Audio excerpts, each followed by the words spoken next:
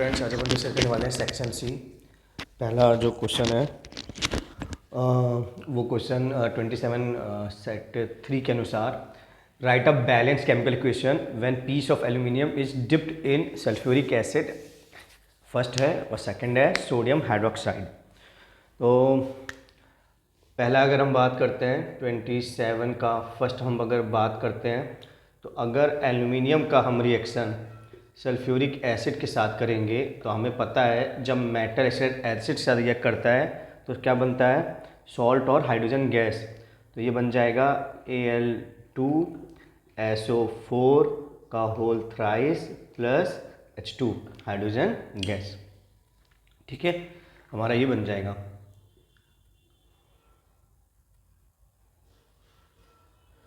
और ये बैलेंस कर लिया। फिर सेकंड इसमें क्या था, एल्यूमिनियम का मेटल का रिएक्शन बेस के साथ, तो चाहे एसिड हो या बेस हो, सॉल्ट और हाइड्रोजन गैस ही निकलती है। तो इसमें जो निकलता है कॉम्प्लेक्स सॉल्ट होता है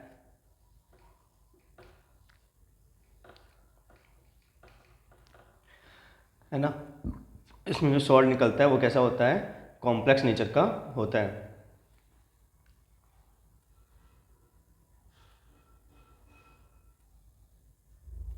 NaAlO2 प्लस H2 गैस। तो हमें ये कॉम्प्लिकेटेड सॉल्ट मिल जाएगा, कॉम्प्लेक्स सॉल्ट मिल जाएगा। ठीक है, Na2AlO2। फिर बी पार्ट इसका देखते हैं। ये तो ए पार्ट था 27 का, हमारा ये बच्चा ए पार्ट था। अगर हम बी पार्ट देखते हैं इसका, write the colour of solution, write the colour of solution form when CuO is treated with HCl, give reason for this observation. अगर हम CuO का HCl के साथ करते हैं, अब क्योंकि एम्फोटेरिक नेचर होता है कॉपर का भी, तो कॉपर बेस की तरह बिहेव करेगा, और जब बेस ऐसे साथ रिएक्ट करता है तो क्या बनता है, सॉल्ट और वाटर। तो ये बन जाएगा CuCl2 प्लस वाटर बन जाएगा। ठीक है, CuCl2 प्लस वाटर बन जाएगा हमारा, है ना। और ये बैलेंस ही है। अब बोला कि क्या कलर हमें ऑब्जर्व होगा, तो हमें जो कलर ऑब्जर्व होता है CuCl2 का वो ब्लूइश ग्रीन होता है। क्या होता है, ब्लूइश ग्रीन। तो write the colour of solution form, तो कलर ऑफ सोल्यूशन फॉर्म हमारा आंसर आ गया है, ब्लूइश ग्रीन होता है। ठीक है, when CuO is treated with HCl, तो base treated with acid gives salt and water. And give reason for this observation, जो हमने ऑब्जर्वेशन किया है, ब्लूइश ग्रीन ऑब्जर्व किया है, उसका कारण क्या है। ठीक है, तो और रीजन ब्लूइश ग्रीन रीजन जो है वो रीजन है due to the formation of CuCl2। बोला कि कलर जो ये वाला इसका बी पार्ट का ये है, give reason for this observation due to formation of CuCl2 के बनने के कारण उसका कलर क्या हो गया, ब्लू ग्रीन। यही आंसर, यही लॉजिक आपके एनसीईआरटी में दिया है। ये एक्टिविटी वाला क्वेश्चन था। ठीक है, तो आप एनसीईआरटी में इसका आंसर देख सकते हो। ठीक है, अब अपन नेक्स्ट करते हैं 28 करते हैं, define a double displacement reaction. तो नेक्स्ट क्वेश्चन देखते हैं 28 का, define a double displacement reaction. तो डबल डिस्प्लेसमेंट रिएक्शन क्या होता है, a reaction in which there is exchange of ions between the reactant is called double displacement. Reactant के जो आयंस होते हैं उनमें अदला बदली हो जाती है, उसको क्या बोलते हैं, डबल डिस्प्लेसमेंट बोलते हैं। फिर क्या बोला है, write equation of double displacement reaction which is also neutralisation reaction. हम सब जानते हैं न्यूट्रलाइजेशन रिएक्शन क्या होता है, base plus acid gives salt and water. तो मैंने बेस के लिए लिया NaOH, एसिड के लिए लिया HCl, तो ये बना दिए सॉल्ट और वाटर NaCl और H2O। तो देखो एक्सचेंज ऑफ आयन कैसे हो रहा है, Na plus ion Cl minus ion के पास चला गया, और H प्लस आयन किसका चला गया, OH माइनस आयन के साथ चला गया, तो एक्सचेंज हो गया ना। तो इसको बोलते हैं डबल डिस्प्लेसमेंट। फिर दूसरा देना था प्रिसिपिटेशन रिएक्शन, और जस्टिफाई भी करना था। ठीक है, तो जस्टिफाई के लिए इसको लिख देते हैं, जस्टिफाई योर आंसर। तो जस्टिफिकेशन के लिए अपन ये स्पेस लेते हैं जस्टिफाई के लिए कि Na प्लस था और OH माइनस, H प्लस और Cl माइनस, तो ये क्या हो गया Na प्लस Cl माइनस और H प्लस OH माइनस। तो एक्सचेंज हुआ ना कि इसके बदले H आ गया और OH क्या आ गया, H के बदले आ गया, ठीक है, सॉरी Cl आया है OH के बदले, Cl आया है OH के बदले और OH आया है Cl के बदले, ठीक है। सो इसमें क्या हो रहा है कि ये क्या है, base react with acid give salt and water, ठीक है। तो here OH minus and Cl minus ions get exchange, ये दोनों रिएक्टेंट के हैं, ये भी रिएक्टेंट है ये भी रिएक्टेंट है, तो रिएक्टेंट के जो आयंस हैं वो क्या हो गया, एक्सचेंज हो गए, ठीक है, अदला बदली हो गई, ठीक है। और उसी तरह इसमें भी हम समझा सकते हैं, जस्टिफाई कर सकते हैं, ये हो गया 2Na plus SO4 minus plus Ba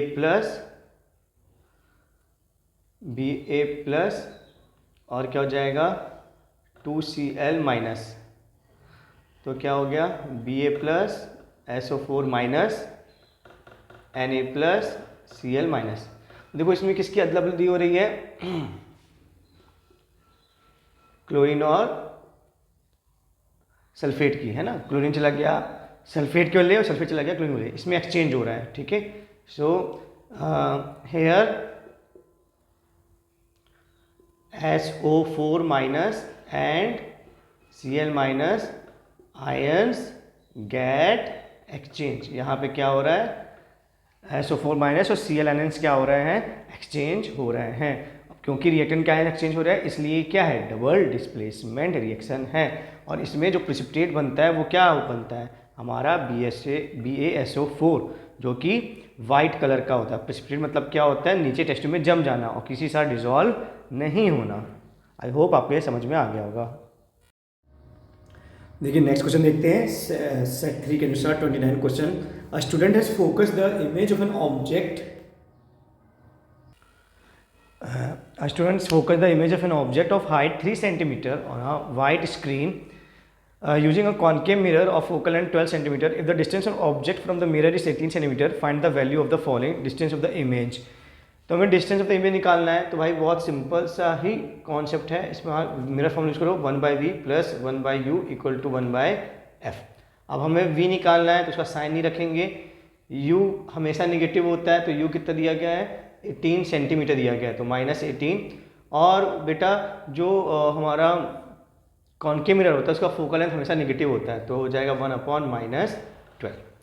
जब हम इसको सॉल्व करेंगे तो ये हो जाएगा 1/v इक्वल टू 1/18 माइनस 1/12। अब 18 और 12 का जो एलसीएम आएगा, तो 18 और 12 का जो एलसीएम आता है वो 36 आता है, तो 18 2 टाइम जाएगा, 12 3 टाइम जाएगा, तो ये हो जाएगा -1/36। तो ये आ जाएगा आपका v, जो आपका आ जाएगा पोजीशन।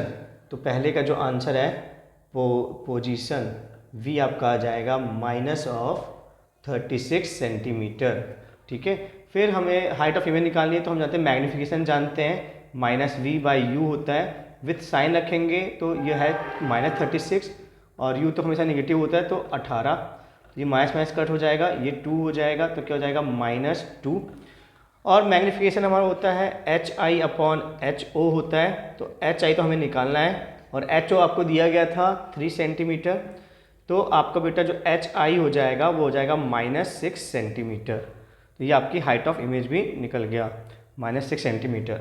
यहाँ से सेकंड स्टार्ट होता है, तो सेकंड का जो आंसर है HI वो है -6 सेंटीमीटर। और वाला पार्ट देख रहे हैं, डिफाइंड पावर ऑफ लेंस। तो पावर ऑफ लेंस बच्चा जो डिफाइन होता है वो होता है 1/f, जहाँ f कहाँ होता है मीटर में और पावर उसमें क्या जाता है डायप्टर में। The focal length of lens is -10 centimetre, right the nature of the lens. तो बच्चा वो बोला है फोकल लेंथ जो है -10 सेंटीमीटर है, तो माइनस है, इसका मतलब ये जो लेंस होगा हमारा क्या होगा, कॉनकेव लेंस होगा। क्या होगा, कॉनकेव लेंस, क्योंकि कॉनकेव लेंस की फोकल लेंथ क्या होती है, निगेटिव। और अगर कॉनकेव लेंस तो हम जानते हैं इसका नेचर क्या होता है, डाइवर्जिंग। क्या होता है नेचर, डाइवर्जिंग। तो ये हो गया इसका नेचर, डाइवर्जिंग। फिर if an object place at distance of 20 centimetre from the optical centre of this lens according to the Cartesian system, what is the sign of magnification. तो बच्चा हम जानते हैं जो मैग्निफिकेशन होता है वो लेंस के में V/U होता है, विथ साइन रखेंगे V/U होता है, लेकिन इसमें इन्होंने V नहीं दिया गया है, इन्होंने क्या दे दिया गया है, F दे दिया गया। तो हमें सबसे पहले V निकालना पड़ेगा। तो कैसे निकालेंगे, 1/V minus 1/U equal to 1/F से निकालेंगे। तो 1/V, U निगेटिव होता है तो -20 और F आपका दे दिया गया था -10। तो बेटा ये हो जाएगा 1/V इक्वल टू -20 -10। तो एलसीएम जो आएगा वो 20 आएगा, -1 -2 तो जाएगा -3/20। तो इसको हम सॉल्व करें तो V आ जाएगा बेटा आपका -20/3। ये आपका V आ जाएगा। जब V आपका आएगा तो M आ जाएगा, तो M क्या आ जाएगा, -20/3 और U कितना था विथ साइन -20। तो माइनस माइनस कैंसिल हो जाएगा, 20 कैंसिल हो जाएगा, तो ये आ जाएगा +1/3। कितना आ जाएगा, +1/3। ठीक है, तो हमें क्या बताना था, हमें बताना था कि according to the Cartesian system what is the sign of magnification. Sign of magnification is positive, तो इसका answer sign of magnification is positive. और ये हमें क्या बता रहा है, अगर पॉजिटिव होता है, पॉजिटिव हमें बताता है कि इमेज जो है वो क्या है, वर्चुअल है। क्या है, वर्चुअल है, और क्या है, इरेक्ट है ना। और ये <1 है तो ये क्या है, स्मॉल भी है। तो वर्चुअल, इरेक्ट और हमारी क्या है, ये स्मॉल है। ठीक है, आई होप आपको ये समझ में आ गया होगा। हेलो फ्रेंड्स, अब अपन लोग क्वेश्चन नंबर 30 डिस्कस कर रहे हैं। ठीक है, क्वेश्चन नंबर 30 में क्या, with the help of an activity explain the action of saliva on the food we eat. तो होता क्या है, आप एक टेस्ट ट्यूब ले लो, और टेस्ट ट्यूब आपने 2 प्रकार के टेस्ट ट्यूब लिए। टेस्ट ट्यूब आपने ए ले लिया और टेस्ट ट्यूब बी ले लिया। दोनों में आपने फूड डाला, दोनों टेस्ट ट्यूब में आपने क्या डाल दिया, फूड। और दोनों में आपने डाला आयोडीन सॉल्यूशन। क्या डाला, आयोडीन सॉल्यूशन। लेकिन इसमें आपने सलाइवा डाल दिया है। क्या डाल दिया है, सलाइवा। तो होगा क्या, हम देखेंगे कि इसमें तो हमें ऑब्जर्व होगा ब्लू ब्लैक।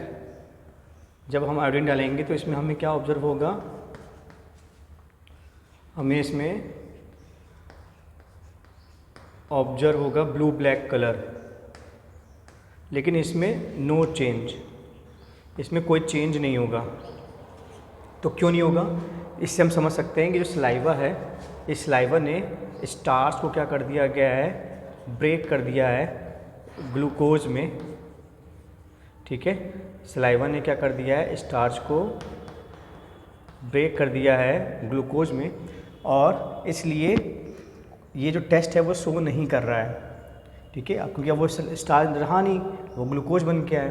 तो आयोडीन सॉल्यूशन केवल स्टार्च टेस्ट देता है। तो इससे हमें समझ में आता है कि सलाइवा क्या करता है, डिकम्पोज करता है। किसको डिकम्पोज करता है, स्टार्च को, किसमें, ग्लूकोज में। फिर अपन सेकंड क्वेश्चन देख रहे हैं, why is bile juice important in the process of digestion. तो बाइल जूस क्या करता है, फैट के बड़े बड़े मॉलिक्यूल को, फैट के मॉलिक्यूल्स जो बिग है उनको बाइल जूस क्या करता है, ब्रेक करता है स्मॉल मॉलिक्यूल में। किस में करता है, स्मॉल मॉलिक्यूल में। ठीक है, इस प्रोसेस को बोलते हैं इमल्सिफिकेशन। इस प्रोसेस क्या बोलते हैं, इमल्सिफिकेशन। तो ये क्यों ज़रूरी है, ये इसलिए ज़रूरी है क्योंकि जो एंजाइम्स हैं, जो आपके एंजाइम्स हैं ठीक है, that act only in small molecule. तो जो एंजाइम है केवल स्मॉल मॉलिक्यूल में एक्ट कर सकते हैं। ठीक है, एंजाइम क्या काम करते हैं? Enzyme break fat into glycerol and fatty acid. तो क्या करते हैं ये एंजाइम? फैट को ब्रेक करते हैं ग्लिसरॉल में और फैटी एसिड में ब्रेक करते हैं। मैं ये ऊपर लिख देता हूँ। ठीक है, एंजाइम क्या करते हैं? ब्रेक करते हैं फैट को ग्लिसरॉल और फैटी एसिड में। कौन करते हैं ब्रेक? एंजाइम। ठीक है, तो अगर हमारा फैट ही ब्रेक नहीं करेगा, क्योंकि अगर मॉलिक्यूल हमारे स्मॉलर नहीं हुए तो एंजाइम एक्ट नहीं करेगा, एंजाइम एक्ट नहीं करेगा तो फैट हमारा ब्रेक नहीं होगा, और जब फैट ही ब्रेक नहीं होगा तो फैट का डाइजेशन क्या हो जाएगा? इफेक्टेड हो जाएगा। ठीक है, fat will not be digested, fat will not be digested. तो फैट डाइजेस्ट नहीं हो पाएगा, और हर एक चीज़ में तो फैट होता है, तेल घी की चीज़ में तो फैटी फैट होता है, वो आपको डाइजेस्ट ही नहीं होगा। तो क्वेश्चन नंबर 31 कर रहे हैं सेट 3 का। A straight cylindrical conductor is suspended with the axis perpendicular to the magnetic field of a horseshoe magnet. The conductor get displaced through left when current is pass through it. What will happen to displacement of conductor if current through it increase. तो अगर current बढ़ता है, अगर आपका current बढ़ता है तो force भी बढ़ जाएगा। ठीक है, तो फोर्स बढ़ जाएगा तो डिस्प्लेसमेंट भी लेफ्ट में बढ़ जाएगा। Displacement in left direction will increase. तो डिस्प्लेसमेंट भी क्या हो जाएगा? आपका बढ़ जाएगा। Second, horseshoe magnet is replace by another horseshoe magnet. तो जब मैग्नेटिक फील्ड बढ़ जाती है, मैग्नेटिक फील्ड बढ़ जाती है तब भी फोर्स बढ़ जाता है, तो displacement in left direction will increase.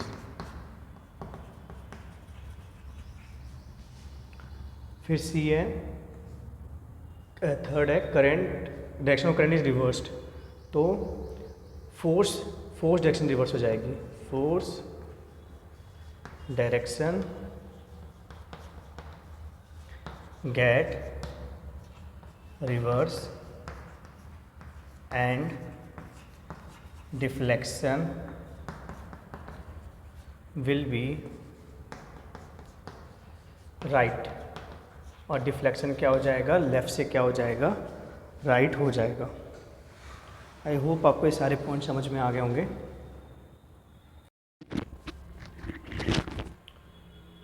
Next question है, name and state the rule for determining the direction of force on current carrying conductor in a magnetic field.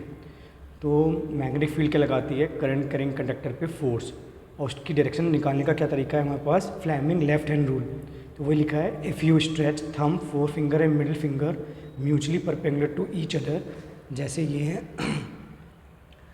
Of left hand, then the thumb will show direction of force. ये जो thumb है वो direction of force बताएगा।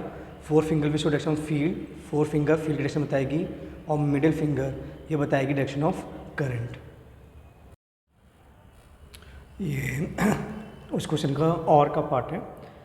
Draw the pattern of magnetic field produce around a vertical current carrying straight conductor passing through horizontal cardboard. Mark the direction of current and magnetic field lines. Name and state the rule which is used to determine direction of magnetic field associated with current carrying conductor.